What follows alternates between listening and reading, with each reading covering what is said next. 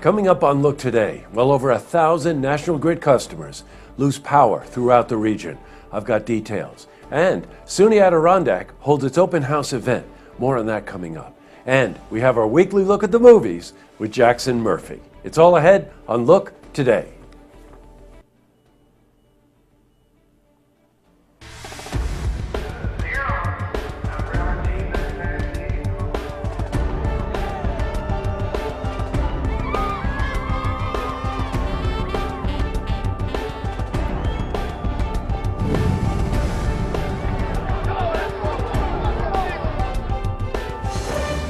Welcome everyone, I'm Jay Hood Jackson. Happy Friday, and this is Look Today.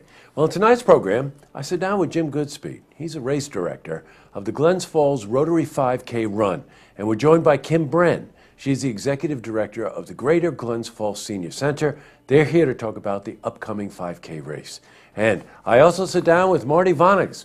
Now, he's the president of the Saratoga County Prosperity Project, and he's here to talk about economic development in Saratoga. Really good interview. Plus, we have your weather for the Tri-North counties. But first, we've got these headline stories. Well, in our lead story, more than 1,000 National Grid customers lost power after yesterday's windstorms swept through the region.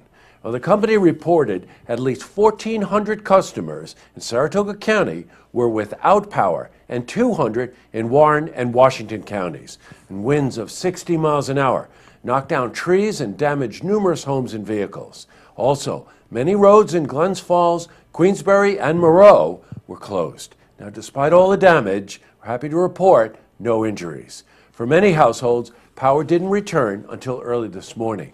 Now, according to the National Weather Service, the winds came unexpectedly and moved in a straight pattern from south to north.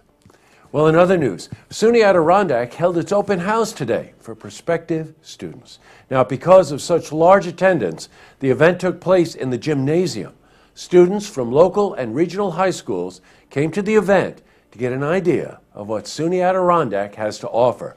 And teachers from all departments were present and had displays set up with information for the potential students. Now, we caught up with Sarah Linehan. She's the organizer of the event, and here's what she had to say. Really trying to engage our students who are coming to learn more about the college, give some hands-on presentations, establish some nice dialogue with students, learn more about the programs and our services. Every program that we have here at the college is represented in the gym, as well as our student activities, our athletics teams, and all of the support services in the individual departments that are here on campus. Very cool. Now, we also spoke with Ruth Lieberman. She's a professor of the Humanities Department about what SUNY Adirondack has to offer. Well, I think the open house is a great idea just to get people understanding what we do here at our community college, because I think sometimes people think it's only one thing or another thing, and we have so many different choices to offer.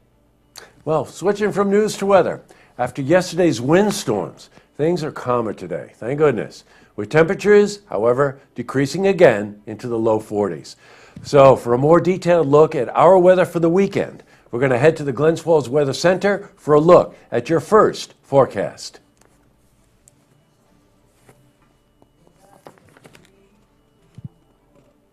And back to the news. Well, we've got more news involving SUNY Adirondack. The music faculty will hold a recital at 7:30 p.m. on April 14th in the SUNY Adirondack Theater. Now, the concert will be the fifth installment of the Pamela Performing Arts Series.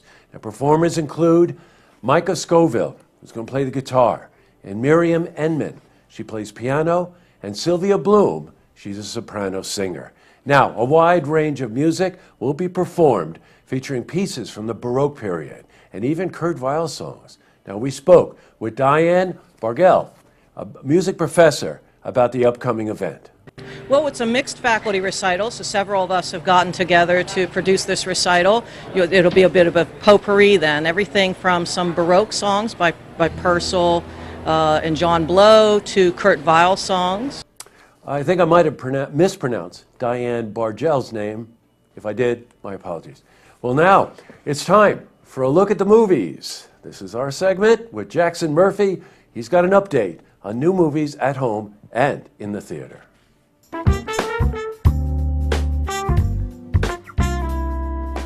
Hi everybody, I'm Jackson Murphy, and here's this weekend's Look TV Look at Movies. Hollywood's raunchy comedy movie queen Melissa McCarthy is back with The Boss. She plays a former business mogul attempting a comeback with the help of a brownie troupe. The Boss is rated R. In Demolition, Jake Gyllenhaal is an investment banker trying to cope with the death of his wife. Naomi Watts and Chris Cooper also star. This is the latest in a series of quirky, fascinating roles for Gyllenhaal. Demolition is also rated R. And the sci-fi action thriller Hardcore Henry is told first-person style from the perspective of Henry, a half-man, half-robot. Strap yourself in for a wild ride. Hardcore Henry is rated R. There's only one new at-home option: Star Wars: The Force Awakens, the $2 billion box office blockbuster and 7th installment in the iconic sci-fi series. The DVD features a galaxy of extras, including deleted scenes and a making-of documentary. Enjoy the movies, and I'll see you back here next week. I'm Jackson Murphy.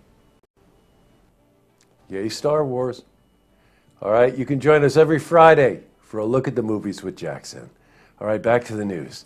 A Lake George sophomore student will have her artwork displayed at the prestigious Hyde Collection in Glens Falls. Julia Dickinson Frivola will have 3 pieces exhibited at the high school juried show. Now, this annual show is one of the most prestigious shows for young artists in the region. Julia's work was chosen from 900 applicants. The premiere will be this Sunday, and the show will run through May 1st. All right, up next, I sit down with Jim Goodspeed.